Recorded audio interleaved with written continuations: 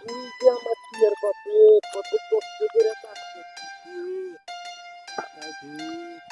যাই অলকা না টিয়ার বাপে না বললি যে আমাদের টিয়া কান্না করছিস।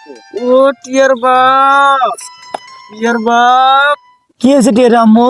তুমি এখানে আসছো কেন এই কাজের জায়গায়?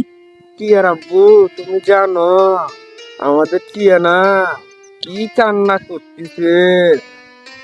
কে গো টিয়ার আম্মু? আমার টিয়ার কি হয়েছে, কান্না করে কেন?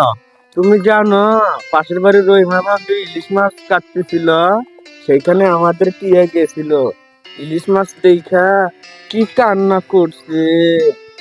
তুমি যেমনি পারো কামে শেষে বাজার থেকে একটু ইলিশ মাছ কিনে নিয়ে আইসো।